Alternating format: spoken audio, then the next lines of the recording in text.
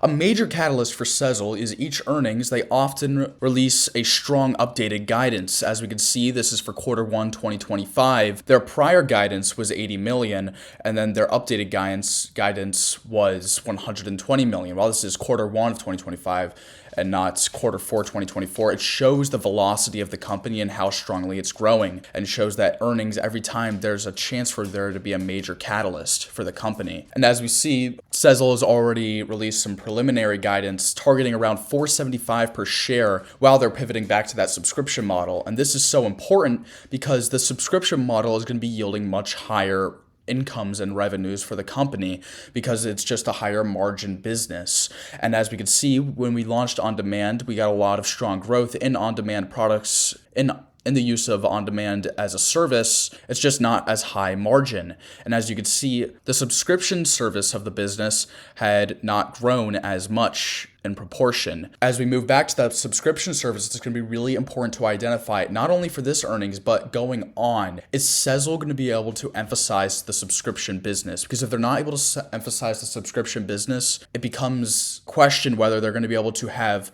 efficient growth into the future. Something else I want to look at is the PE of the company. As we know, Sezzle has a very good valuation for a value investor, but the question is, why are they trading at such a low PE when their growth rates are astronomical? If you take a look at the growth, we see that there's 58% GMV growth. So we see a quickly growing company with revenues growing at 67%, and we have to question, why exactly is Sezzle being given this valuation, a valuation this low? And it's because of the sources of the actual revenues and the incomes, in my opinion. And I believe the market does not believe that these are able to be sustained into the long term. If we take a look, the problem the market is seeing is that they're seeing that we're finding a lot of income from other sources. This is a large amount of the actual increase in revenues. And the reason why we're having a large amount of increases from this actual figure is because late fees were actually more instituted through their partner Webbank, and this is allowing them to collect late fees more often. Also, we see a lot of growth from transaction income, which points to just the general success of the BNPL business. And then we see subscription revenue more flat-like, and this is because we had less emphasis on the subscription business of Sezzle.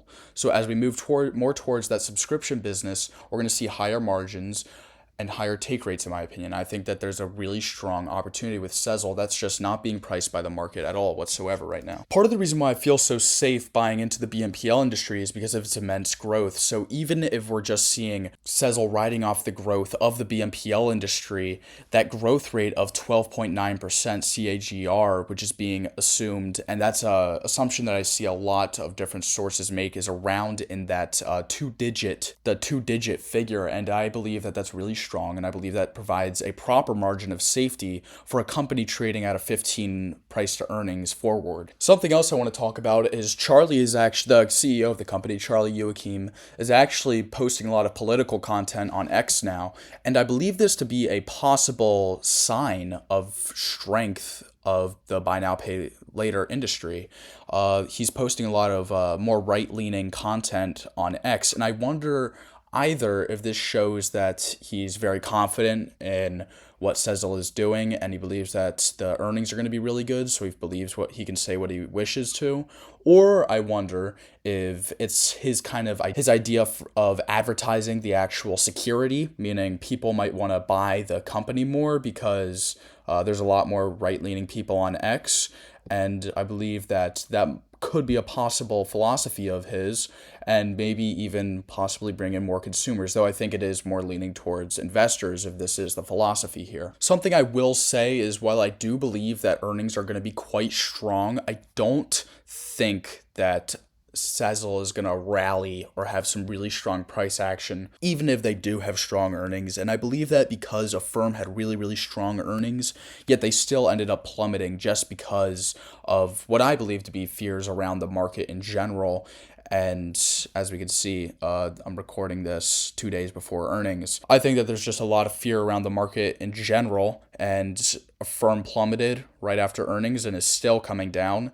And I believe that even with strong earnings, Sezzle is unlikely to have a very strong positive bull run from earnings unless we see really, really strong guidance for the company, or subscription, or the amount of subscriptions that they're getting really rockets. So what do I believe of Sezzle? I believe that they're a seriously strong company that's just going to be able to scale very well in the long run. They are able to turn such a profit that just amazes me. And I think that the company is just really, really well built. I think that it has a really good owner's mentality. Charlie Youakim is really on the right page with investors and understanding where to take the business, in my opinion. He's quick to react to the environment, and I believe that, and I think his idea to bring Sezzle into getting a banking charter is a really, really smart move for the long term as we focus more on banking services, something alike to what Klarna is doing. And having that strong base of BNPL and then being able to grow as Klarna did. And it might be a bad example right now because of the bad sentiment around Klarna right now. But Klarna is a pretty strong business, in my opinion, and really was able to become a more well-rounded bank because of how they started out with the BNPL services. So I think that Sezzle is going to have a really, really strong future. I think Charlie's really in the game because he owns 43% of the shares on the market. I mean, that's just mind-boggling. And I believe that there's a lot of opportunity with the company in the long run. I'm going to be putting something out right after earnings, so make sure to check that out by clicking right here.